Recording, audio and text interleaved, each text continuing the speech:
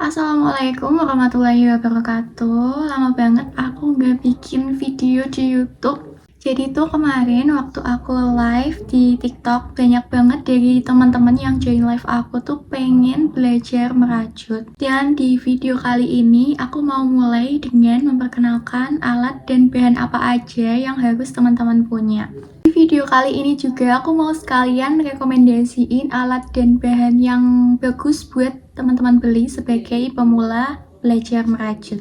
Jadi silakan disimak videonya dari awal sampai akhir ya. Nah, yang pertama yang perlu kamu siapkan tentunya adalah benang rajut. Di sini aku mau kasih lihat beberapa jenis benang rajut yang aku punya. Nah, untuk jenis benang yang pertama di sini aku punya polyester dari Polycherry. Ini sering banget aku pakai. Yang kedua, aku punya milk cotton, ini warna ungu. Yang ketiga, aku punya cotton small play dari Livang. Kelebihan dari polyester dari Polycherry ini tuh apa? Oke, aku jelasin ya. Ini menurut pengalaman penggunaan aku sendiri, karena aku sering banget pakai benang ini. Yang pertama dari segi warnanya, untuk pilihan warnanya udah banyak. Kemudian, untuk warna benang dari polyester Polycherry ini tuh jarang banget ada perubahan yang beda. Jadi dari misal pencelupan atau pembuatan produksi pertama sama kedua sama seterusnya itu cenderung konsisten di warnanya. Jadi nggak usah khawatir kalau misal teman-teman tuh mau bikin project yang besar terus benangnya habis nih. Teman-teman bisa beli lagi benangnya dan warnanya itu kemungkinan akan konsisten atau sama seperti produksi yang sebelumnya. Dan hal ini itu belum tentu ada di benang jenis lainnya. Jadi aku pernah ngalamin pakai benang lain ya, bukan polyester dari Polycherry ini. Itu tuh aku kehabisan benangnya, terus aku order lagi nih. Ternyata warnanya itu nggak sama antara sebelum aku kehabisan benang tadi yang udah aku bikin produk ya. Terus aku order lagi nih buat kelanjutin produk aku yang belum selesai. Itu warnanya beda, kayak gitu. Nah, itu mengapa aku rekomendasi pakai polyester dari Polycherry aja, karena warnanya itu cenderung konsisten. Dari segi harga juga, polyester dari Polycherry ini menurut aku masih di kategori harga yang murah ya. Dan lebih mudah untuk didapatkan di toko offline, seperti misal ada toko alat jahit yang lengkap gitu biasanya ada. Dan di online shop itu banyak juga yang jual. Nah, nanti aku bakalan sertain linknya buat teman-teman bisa order itu di mana aja. Nanti cek aja deskripsi di bawah. Jadi kesimpulannya, untuk jenis benang rajut yang aku rekomendasikan untuk pemula adalah benang polyester dari Polycherry. Nah, tapi bukan berarti aku tuh nggak merekomendasikan jenis benang yang lain. Tapi nanti ketika teman-teman sudah bisa nih bikin tusuk-tusuk dasar dari merajut, teman-teman wajib banget kepoin jenis-jenis benang rajut yang lainnya juga. Nah, di tiap-tiap jenis benang itu punya kelebihan dan kekurangan masing-masing, dan biasanya itu ada produk yang dihasilkan itu kemungkinan bakal beda gitu. Contohnya kayak gimana? Contohnya kalau misal benang polyester itu bisa bikin tas, dompet, tatakan gelas, kayak gitu ya misalnya. Terus nih misal benang nilon juga bisa bikin tas, dompet, kayak gitu. Dia itu nanti lebih mengkilap hasilnya. Terus benang milk cotton itu biasanya buat project yang dipakai, bisa kayak sweater, bisa cardigan, outer, kayak gitu. Itu biasanya pakai benang yang teksturnya itu lembut, terus menyerap keringat gitu ya, jadinya lebih nyaman juga dipakai. Nah, oke, segitu dulu buat benangnya. Kita lanjut ke yang kedua. Yang kedua itu ada alat rajut tentunya, atau hakpen. Nah, untuk hakpen ini di sini aku punya 5 jenis hakpen yang beda. Terus hakpen yang mana nih yang aku rekomendasiin untuk pemula yang baru mau belajar merajut?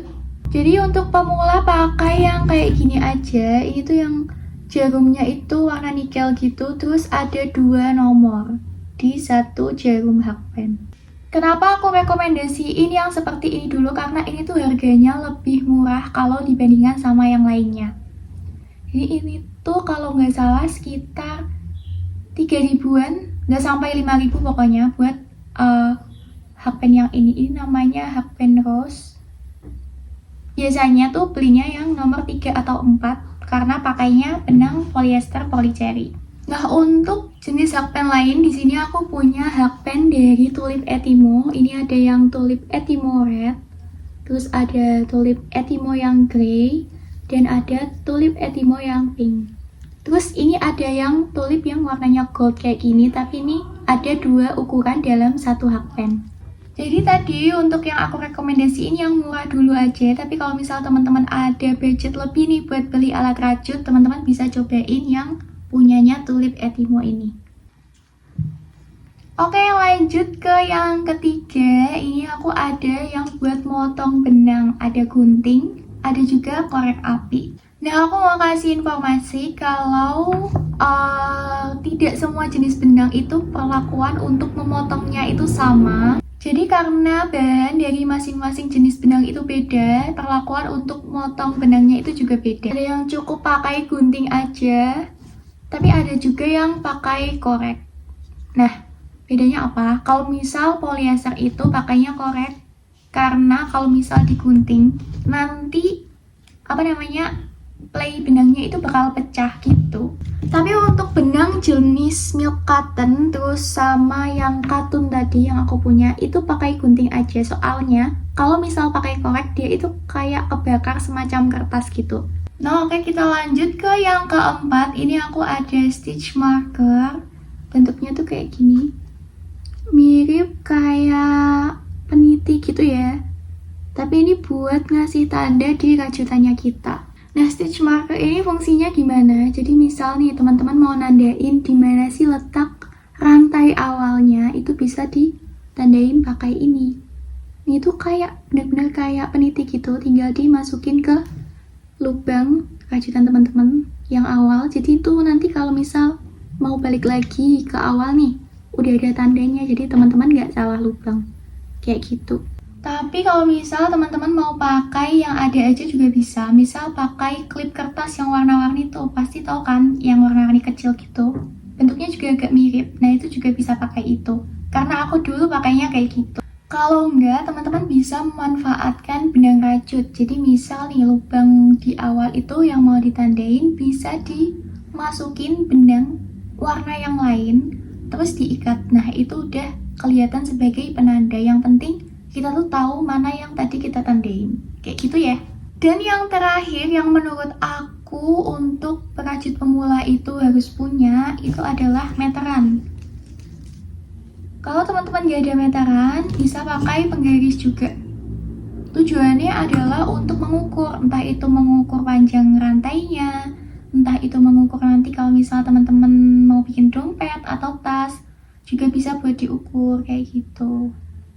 Mungkin segitu dulu aja video aku kali ini untuk ngejelasin alat dan juga bahan rajut apa yang perlu kamu punya sebagai pemula yang mau belajar merajut. Terakhir, aku mau mengucapkan terima kasih untuk teman-teman yang udah menyimak video aku dari awal sampai akhir. Semoga informasi yang aku sampaikan bisa bermanfaat.